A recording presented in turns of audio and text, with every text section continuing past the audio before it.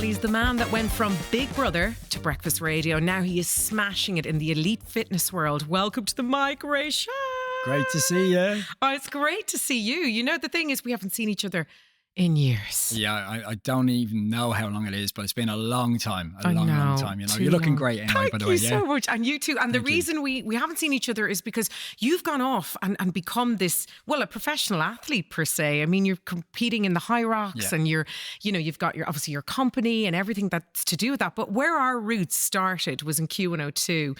Dare I say it, 16, 17 years ago. A long time, Ray. isn't it? It seems like a lifetime ago, doesn't it? It does. Even though it feels like yesterday, it still feels like a lifetime ago. You know, good times, good memories as well, good fun. So we used to host a breakfast radio show called The Big Saturday Show. That's right. I drove the desk. I don't know why you put me in charge of driving the desk. I was awful. I was DJing the night before. I always used to work on Friday nights, so I used to go into the show only having about 4 or 5 hours sleep. That's right. So I possibly was half asleep half the time, so I needed somebody to press the buttons and control the show as such, which you did brilliantly. No, I didn't do brilliantly. That's the irony of the whole thing. There was like this phone. It's like Batman, the old Batman. There was like a Batline phone. Do you remember it? It would come up number one. Yeah. And I always, sometimes if you even, because everything is so digital now, but back then it wasn't even as kind of glamorous or I suppose as highfalutin. And I remember one time I think I spat in the mic by accident. Hall & Oates came on and it came on at the wrong time and then the bat line would ring and I was like, I'm so sorry. I don't know who put me in charge of all that, but anyway, it was a big show though. I just remember like it was a great big listenership, should I say, and it was just it was a lot of fun that we used to have on Saturdays now, I have to say. Yeah, absolutely. And of course this was pre you becoming a father, you know, back in the day, you just come off the back of Big Brother. Talk me through that, because I suppose we might as well start there. And I remember you and remember meeting you for the very first time. And of course, I'd watched you on Big Brother and then we were kind of thrown together to do radio. And I thought, oh my God, you know, such a big star. And you kind of smashed all those records where people now do Love Island or Big Brother and then they become TV presenters. You were the first. To really do that. Yeah, I remember, you know, I had no experience in that kind of industry whatsoever. And I remember it would have been Scott and Ian at the time. They would have been the CEO and the program director at the time. And they got in touch with me and asked, could they meet up with me over in London? So, met them in London. We went for dinner. And they told us that they were launching a new station in Dublin, asked me would I come back and, you know, obviously have an interview and see how it went from there. I wasn't ready to leave London because I was enjoying London, the party scene after Big Brother. But I came back and, as I said, started on Q102 and it all went from there really. But you had to earn your stripes. Don't forget, I had no experience. And I think people in radio back then probably didn't like me because I didn't go through the Pirates. I didn't go through the college, I suppose, of learning radio. But I earned my stripes, I think. You absolutely did. And it's funny because now I'm recalling that I remember you saying to me, you know, like people might have not been as favourably, you know, kind of saying Ray's on radio because, you hadn't come through the ranks, as it were. But, you know, you had worked hard and on British television, you'd obviously worked with Davina McCall and, you know, all of the people of that ilk in that time. Am I right in thinking it was around 2003? 2003, 2004. Okay. Yeah. So, you know, cast your mind back to that time. What does it evoke for you, memory-wise? You know, I was only 25 at the time, so I was having the time of my life. You were going to all these parties, you were being invited to, you know, some of the you know, movie premieres over in London, getting to mix with some big stars, got to see the part of London, for example, that made it famous. And then obviously coming back here to Ireland as well, like you were like an A-list back then when you think about it, you know, obviously a bit different now when it comes to people who do reality TV. They'll be a bit further down that alphabet compared to that. But back then, you know, you were a big name. So, you know, it opened up a lot of doors. And, you know, maybe, I suppose you look back at it now, you had a great time, but then sometimes, you know, did you enjoy it as much as probably what I should have done as well? I think as well, you know, because we're talking about 2003, this is all pre-Instagram. Yeah. It's not as prehistoric as pre-phones, but we were laughing before we opened up the mics here for our podcast, is that we worked together for a couple of years and we've probably one photograph rocking around of the two of us on breakfast radio, which is absurd because people now take pictures of their dinner, you know. So, you know, pre-Instagram, pre-everything, you were the first. You were the big celebrity in Ireland as well because we were so proud of you. You were front front page. You know, all you had to do was sneeze, and next thing you were on front page for a lot of the newspapers. But yeah, in a way, I was kind of glad there was no social media as well, because there's a lot more pressure on people who do these shows now compared to what it was back then as well. I think you have to have a very thick skin, you know, and especially women, you know, the way that, you know, some of these women are abused online for how they look. So I just think it's, you know, I think if you do a show like that, I think you have to know what you're in for. And I think you have to have some kind of training or some kind of advice in the background just to prepare you for what happens afterwards. You know, I'm glad I was pretty much just at the birth of all that, so I didn't really have to deal with that. I just got to see what was written about me on the paper instead. But compared to if you're literally open up your phone and every single message coming through, it could be a bit of, well, obviously you would have a bit of positive stuff, but there's nothing worse if you had to see something negative wrote about yourself, you know. So well, you had a lot of that too, though, right? Yeah, even you probably back then, you know, that's 20 odd years ago. That, you know, all those headlines, some of them can be salacious, some of them are forgiving, others can be a bit and obviously, you know, your family were reading that. Like, how did that go down, or did it go down well at all? Oh, I think a lot of the time it was, you know, water for ducks back, you know, it just went over people's heads. But there were, I think one of my friends, she had, now when I had said this to her, I said, listen, if you have any stories, to any of my mates, I said, if you have any stories, give them to the press. If it's going to help me out, you know, if it's going to give you some money, if it's going to make you some money, do that. And she, for example, she told me a story about us being in Tenerife and how I'd had a few drinks, but, you know, it was meant to show the fun side of me. Okay. And the headline was "Raise Booze Hell," and how it like, and she was in tears, you know, because she thought that but to be honest, I didn't. I thought it was funny more so than anything. But again, yeah, it could be that there were things that were kind of twisted and made it sound a lot worse than what it was, you know. But again, it's expected. It's expected. And again, like Big Brother is still going now, now it's all back. These years on. Do you watch it or? No, not really. You have a good time. Yeah, it is. It's time more so than anything, but it's changed. It's changed a lot now compared to what it was back then, you know. Would you go back? No, I wouldn't. You know, I was a different person when I was 25 years of age. And I just think now, I don't think I would have been myself compared to what I was then. I was probably a bit naive. You're a bit looser back then. Yeah, a bit loose swearing. Not that I know that, by the way. We had a great time on Breakfast Radio, but we were just hanging out, weren't we, all the time? It was just like two friends being on radio. Yeah. That was it. Like we were chatting about everything and anything, and thankfully it did well. But again, yeah, it's I don't think I wouldn't do anything like Big Brother again, you know? No. Agreed. I don't think anyone would want to see me on Big Brother, but nonetheless, you know, moving on, I suppose, from Big Brother then, that's when the birth of your broadcasting career began, as we said. And your broadcast career has been extensive, you know, mainly radio, of course, but also television as well. We also did a show together called On the Box, which again, you know, was kind of more behind the scenes in terms of television. And we really brought something together out of nothing. I mean, sometimes television can be making, well, for want of a better word, lemonade out of lemons, because budgets aren't always as big. And back then we didn't have a huge budget for our show, but we went for it. I think it was good that we had a relationship beforehand, as in, like, you know, we worked together on radio. So I think that, I suppose that came across on screen as well. But again, it was one of these stations where you were literally, it was very, very small budget, but you did the best that you could do. And I think some of the programs were actually decent. I thought our programs were good. I don't know if anyone ever watched them, but I thought they were good. I thought they were actually half decent, you know. And then you're kind of looking at some of these other stations, the amount of money they have and how many people they have behind the scenes. And you're kind of thinking, you don't need half that many people. You don't even need probably 90% of those people.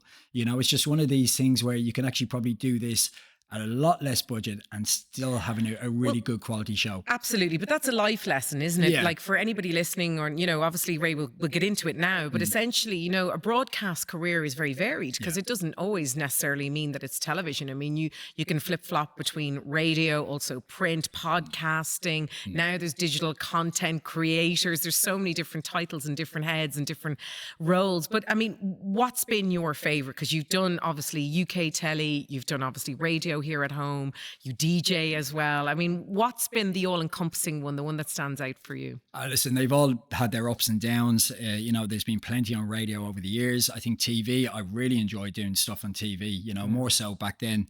I think sometimes you were constantly knocking on people's doors as well, just trying to see if you can get that gig, which never came about really, I suppose, But again, even on DJing wise as well, I'm DJing, nearly 20 years now myself. And you've had some, like I've DJed all over the place, had some great gigs, had some not so great gigs, played to loads of people, played to a couple of people. So I think all in all, it's been a great industry to be on. I can't deny that. I think but I think in the same sense, it's definitely a young person's industry as well. I think you can make a lot more of it when you're younger compared to when you're a bit older now, but it's changed so much. It has changed massively. so much. I mean, if you can cast your mind back to, obviously what we would have done, which is, those early morning stints, people don't realize in terms of radio what's involved, because people think you slouch up in your pajamas and away you go. Not the case. There's plenty of research. There's also meetings behind the scenes. There's also production meetings. I mean, you've been in radio a very long time. Yeah. So, what would be the highs and lows of broadcasting, as it were? Yeah, I think, well, more then or now? I think now, I think, yeah, as you said, it's a lot of people who are getting into radio now, they're all influencers. They all have X amount of followers on there as well. Maybe not as much life experience as well, but I think some of them might think that it's, you might have to have as much work. You might have to do as much work as what you have to do when you go in there. Yeah. I think it's a tough one. I've seen some of the people who they've put on some of these shows, and you're kind of thinking, hang on, there's people on the radio for years who would suit that role a lot better compared to some of them that they have been put in and they've been found out, I suppose, as well. But again, it's just, I don't know. It's a tough one. It really is a tough one. What about making radio, as it were, on iPhones? I mean, people obviously, podcasting is a great example of this, where you can just point and shoot and you can be anywhere. Obviously, we're here in the beautiful, luxurious Stella Cinema here in Rathmines. It's beautiful. But I mean, now people can make movies. They can make anything on an iPhone. And you're part of that digital. I think you're a hybrid of that digital generation, I think. Yeah. Yeah, I think I'm trying to do a bit more compared to what time is a big thing as well. It is great to have all that at your fingertips, all that technology, but again, it's I think it's a time constraint, because there is a lot of work that you have to do to put it together for your socials. I'm sure, as you well know as well. Yeah, I'm not good at it though, but I'm trying to find the content. It's amazing when you look at some of these people, like the influencers, which have got a big following, and they're able to rustle something up very quick. It'd be great to be able to do that, but maybe I just put a bit too much thought into it at times. Do you? Yeah. Yeah, and maybe a bit too much of a perfectionist when it comes to putting a reel or something together. But there's a lot more time involved compared to just taking a picture and throwing it up. Well, because I suppose your Instagram is completely now flooded with your big passion, which of course is fitness. And I'm going to get this right. Of course, High Rocks. My husband loves it. He's done many all over Europe.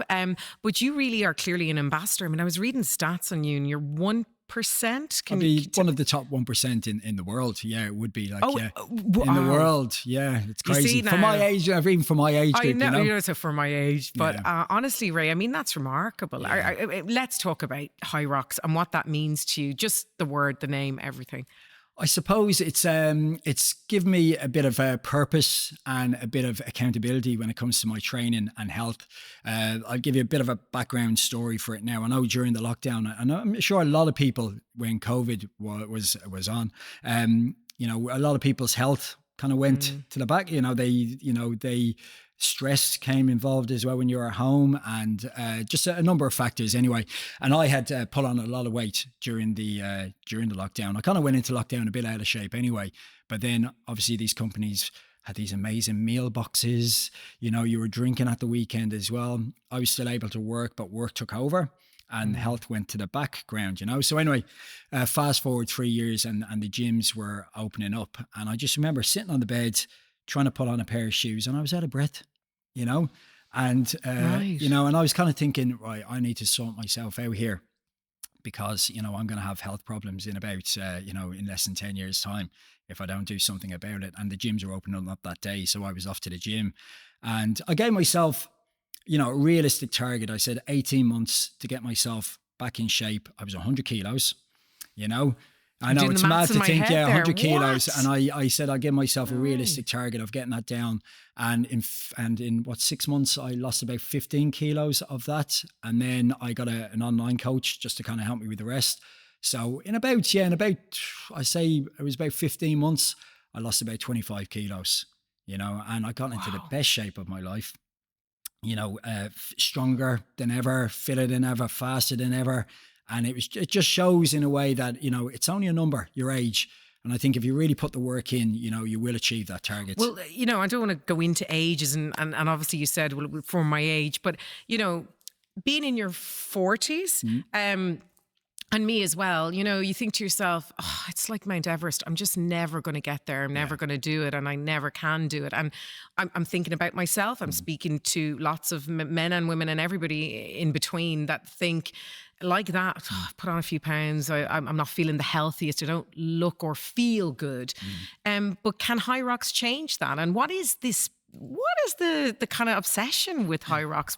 Why is it gained such momentum? Well, I got you have a kid as well. I do as well. They can be a focus as well for you to get back in shape, and that was for me as well. I was kind of thinking I wasn't putting as much effort into Rhea, even afterwards going on holidays, I was a bit, taking the top off and stuff like that because, kind of thought I looked terrible, But again, so that was a bit of focus as well to get myself into shape and use that as a catalyst, I suppose, to want to improve yourself.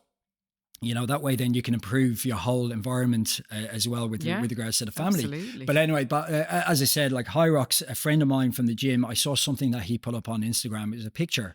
And I was like, what's that thing that you did? And he was like, he went through the breakdown of what High Rocks is. It's a functional fitness race, runs. It has like a bit of functional training in there, like with sleds and ski and all that stuff. And I was like, that could be right up my alleyway. I like to run, never in a professional sense or anything like that. I was never into sport. I had 2 left feet. I was brutal at football and rugby, all that stuff. Right. But I just said, I'm going to give this a go, and absolutely loved it. I got myself a coach, a High Rocks coach. I class him, he's Mr. High Rocks. His name's Jake Dearden. He's one of the best in the world. Okay. Now I got him before he was famous. Like his own profile has just gone through the roof. Okay. With High Rocks, so it's great that I've had him in my corner for nearly 2 years now. And I think brilliant. You ask what makes High Rocks what it is. I think, then and even a bit now, it's the community aspect of it as well. I think, the people that I've met over the last 2 years, everyone has a story. Everyone is doing it in a way for a reason, to better themselves. And I think that's one of the reasons why it's done so well. It's accessible to everyone. Everyone can run in a way. Whether you can do... No, I can. I can do a little bit of whether run. you can do run or fast, it's, you can do an open level, which is for more beginner level. Or intermediate, or if you find yourself being more at the elite level or someone who can push himself a bit harder, you can do the pro level. So I think that's the reason why I think it has done so well, because anyone can do it, no matter what stage of fitness you are, whatever age you are as well. I just think it's just something that's achievable for everyone. And it's lovely that you said that for any age. And that's what I was kind of hearkening to, is that, like, in your 40s, you think I'm done. I can't take something like this up. But more and more, I'm hearing of friends of mine that are taking it on board and doing it, because you can do it in any city. Like, there's ones in Dublin. Obviously, they're all sold out. And I know there's ones in Barcelona. And I think Richard did one in Paris.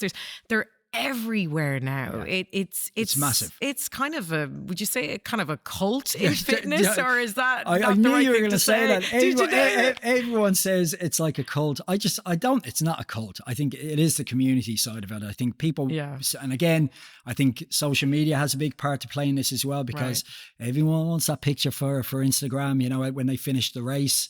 But I think, the fact that it is all over the world, as I was saying to you earlier on, last year there was 250,000 people took part in it. This year it's 650,000. Next year there's over 1 million people who are going to be taking part in it, So I qualified for the Worlds last year, which was the top 2%. Qualified for the Worlds this year as well, which is on in Chicago in a couple of days' time. So you're going to Chicago? I'm going to Chicago for that. So it's the top 1%. Amazing. And next year, it's actually going down to the top 0.5%, because there's going to be so many people who are taking part. And obviously, there's only a certain amount. So hopefully I qualified for that, but it is getting harder. The standard is just... But you're a pro athlete now. So, we started off about your Big Brother career, broadcasting career. Now you're a pro athlete. And you've also launched Body First Nutrition, which is wonderful. You've got 2 shops. So tell us all about that as well. That's a deep dive in into fitness, really, more so than even just taking part in High Rocks. Yeah, I said, well, like, Body First is going 12 years now. So I've two shops in, one in Ranelagh, one in Clontarf, and there's an online store as well, bodyfirst.ie, and that's delivers around the whole country. But for me back then, I was, taking supplements since the late 90s, I suppose. And I remember one day, I was going to go buy my supplements and I was having to go to the south side to get it. It was in Dundrum. There was a shop there. And I was kind of thinking, why am I going all the way over to here to buy, a tub of protein or a creatine or something like that? So I thought, well, I lived in Raheny at the time and I knew Clontarf had a big, sports ethos. You had the running on the coast. You had, the gym, Westwood Gym, you had the Edge, you had like, GAA, you had like all that around the area. So I knew it would be a big kind of catchment for that industry. But when I set it up as well, I aimed it mainly at women because it was very much a male dominated industry. And at the time as well, you would have had like even a lot of women coming through now. And again, social media played a big part of that because being friends with Suzanne Jackson and Rosie Connolly, stuff like that. So they were getting stuff from me. They were putting stuff on. Keane Healy, rugby player, was buying stuff. So that really was a catalyst as well to get our name out there. And it exploded really at the time as well. I think it was just a really good time to set that shop up, and it was all about protein. Anything, there was protein going in everything. Protein going in cereal, protein going in cake, cookies, you name it. Yeah. So I think the functional foods, it was very much a good time to set it up. But it's very much part of what you're doing now. You talk about kind of sports ethos and fitness, and you're right there in the epicenter of it now. Not only with your two shops, but also what you're doing with High Rocks. But we have to touch on men's mental health because I wouldn't be doing it justice, and I wouldn't be speaking to you if we don't, because you've obviously talked about that before. So tell me, what would you like people to know that are listening in and watching in today? About fitness itself and mental health. Yeah. I think everyone gets themselves into a rut in some shape or form. If you're not comfortable about yourself, you can do something about it. Stick on a pair of runners, go for a light walk outside. I think the benefits you get from doing even like a half an hour's walk or half an hour of training, intense training is phenomenal. Again, we're going back to lockdown where, I felt crap, mentally and phically coming out of lockdown. You were pretty much bottom, rock bottom. So I think, it gives you that freedom as well. When you're in shape, you feel good, you look good, you're good. And I think that can kind of come out as well. And I think it can really act as a positive thing as well. When you're feeling good about yourself, I think, that you can project that onto other people. Do you find that younger men are kind of looking to you for inspiration because of you kind of gone pro athlete, as it were, from a normal Vorman, for want of a better word? I mean, Ray, I've known you so long. I mean, you were not a fitness fanatic 16, 17 years ago. You were just enjoying life and go for a few beers, DJing. You would burn the candle at both ends, I suppose, in ways, because you were up late till 4 a.m. DJing and then coming in doing radio. And that went on for a span of the guts of 2 decades. And then all of a sudden, you have this gear change and you become the fitness guru that we all know now. It's a silly question to ask, but I presume it's been the most positive experience. It has been. Honestly, not word of lie. I get messages from people on Instagram, young guys who say, man, you're an inspiration. You're smashing it on High Rocks, because a lot of them are kind of coming into it. And even when I'm out and about, it could be in a, DJing in a club or a bar, and you do get people coming over and chatting about High Rocks. It's not about Big Brother. It's not about anything else. They come over and go, I see you're doing the stuff on High Rocks. I'm doing that as well. Do you have any advice?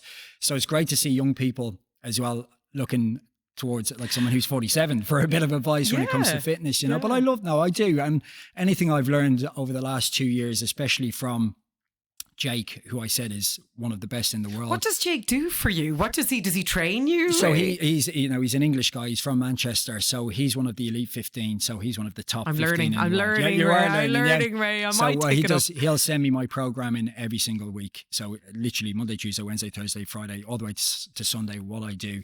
And then he'll check in then obviously the week after and we'll make tweaks to programs, and he gave me advice and tips when it comes to races and stuff like that. So he's been the game changer. He's been the game changer. And do you follow this on? Do you allow others like learn from what you've discovered as well? Or like I could be in the gym, and people who are training to do high rocks, they might come over and ask for a bit of advice, or I'll jump in and say, listen, this is what you do for technique wise. And yeah, listen, I pass that on, not in a way, oh, look at me, this is what I can do. No, you're certainly not like that. You want to help them out. It's, I know what it's like to be, to start from where you were starting from, and then moving up to, as you said, like kind of that pro level, like, And, and what about your daughter? What does she think of Daddy training? And do you bring her to the high rocks? Does she get to watch you perform, as it were? Yeah, and she does. Like she's been up on the podium, when everyone's got it. I've kind of come up here and get a picture taken, and when you come home with a flag, she loves that, especially when it's number one. But it's she doesn't mind. Absolutely. But no, she does, and hopefully, like, she came to one of the, for example, it was London. It would have been last year. And she went to practice on the wall balls. Now, they only had 1 kilo ones there. They had a kids little section, and she was throwing the wall ball up onto the wall. So it's great to see, young, kids or family members kind of following in what their parents, and I think their parents can be a good teacher for that, and could be something that they can look up to. It seems to be that it's very family friendly, and people of all age groups can do it, and as you said, can start from nothing and go from zero to hero like you have. I have one special question, which is about I had to ask this one. I've been asked to ask this one because you are, of course, a DJ. You continue to DJ as well. But like, what's on your training? What's on the speakers when you're like giving it everything for high rocks? And I don't want this to sound like it's a plug or anything like that, because I actually make up a free workout mix every single month. Okay, I put up on SoundCloud for Body First Nutrition, and I actually listen to that because it's music I actually like. So a lot of it would be all remixes, would be mashups, would be kind of even like some original stuff of what's on the charts right now, But obviously a lot so you listen to your own material. I do listen to a lot of my own. Yeah, I do listen, but again, not my own material, but my own taste. And you kind of, but then again, a lot of it's tried and tested in the clubs. I know what works, so I kind of put that across onto a workout mix, and I listen to that. So there you go. Question answered. I didn't know what it was going to be, but there you go. He listens to his own work. I listen to my own stuff. And of course, DJing has taken a whole different form as well, I would imagine, because clubs have quietened down a little bit, haven't they? And then, of course, there's also bars. The scene has changed. The landscape has changed a little bit. So how has that affected you, or has it at all? Yeah, I suppose there's not as much clubs open compared to, like, obviously when I would have been in my 20s and 30s, or even like actually in my late teens into my 20s. But I think it's definitely that disco bar vibe is still there. Yeah. And yeah, I was only like, the demographic changes a lot as well. I think there was a point just after lockdown when that mid-20s age group had suddenly disappeared. And stopped drinking. And they stopped. I think what happened was, as soon as everywhere opened up, they went off traveling around the world. They did what we would have done when we were that age, and I don't blame them whatsoever. And then there were a lot more kind of younger adults, which were kind of coming into it into the club scene. But then even at the time, then there was an older demographic that was just kind of hanging around, and you were losing that 20s and 30s. So it's changed a lot over the years. And it's, but again, I think young people in particular, I think they've got a lot more health conscious. Oh, absolutely. And they're going out for their park runs on a Saturday, or they're going for a hike at the weekends as well. And they're being a bit more savvy when it comes to going out drinking, because it's expensive now.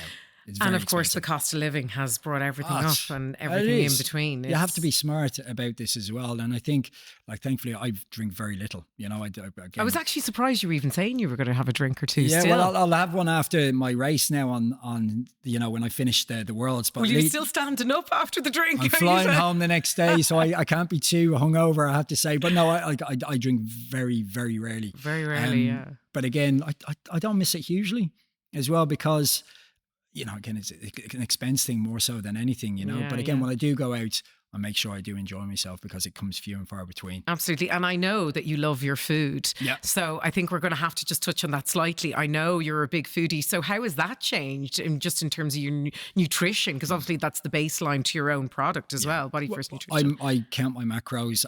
Do you? Yeah, everything. I'm one of these boring. Oh, no, But you know, it's become part of my... never like that.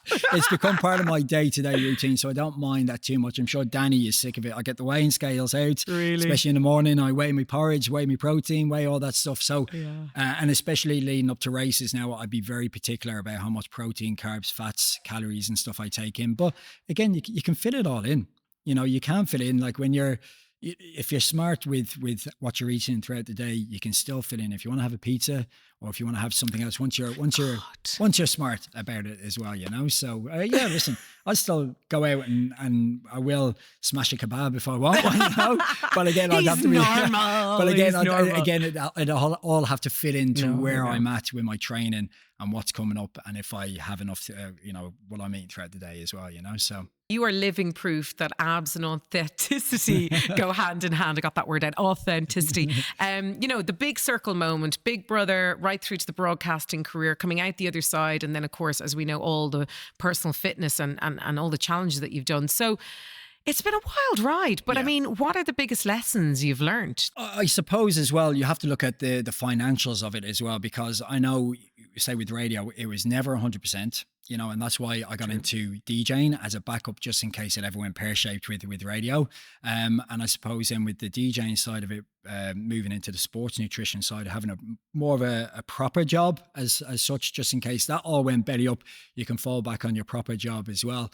So I think sometimes you have to be realistic about where you're going to go with the industry. I think we all have these aspirations that we're going to be working at the time. I suppose it would have been on MTV. You're going to be traveling around the world. You're going to be. It doesn't work like that. So lower your expectations. Oh, absolutely not. No. But it's again, reinvention, isn't it? You have to reinvent the wheel all the time. Yeah, you have to adapt, and you have to. I suppose that relevance things comes in as well, where what's relevant at the time, and if you can kind of adapt to that. Yeah, I think being realistic about things, I think that's one of the main things you have to be. Yeah. And I think knock on people's doors as well. I think sometimes you have to constantly be at, knocking at producers' doors or radios. Saying hello, I'm here, I'm here. Because again, they're probably bombarded a lot with people who all want to be in this industry. So I think, again, you have to make sure that they know who you are, make sure you have your demos, stuff like that as well. And that goes for everything, right? That's DJing right through to broadcasting, right through to TV, right through to podcasting and everything. You got to unfortunately, you got to peddle your wares a little bit, don't you? And enjoy it. There are things I look back now and I'm kind of going, why didn't I enjoy that more? I look back, at the time it was such a big deal, and I didn't get this job or I didn't get that job, but hang on, you were working on one of the biggest radio stations at the time. I says you should have enjoyed that more so, instead of constant, I wanted that job though. I want that, back then it was. So I think now I look back and go, I should have enjoyed that moment a bit more compared to constantly wanting more. That's life in the media though, isn't it? That's life in spotlight.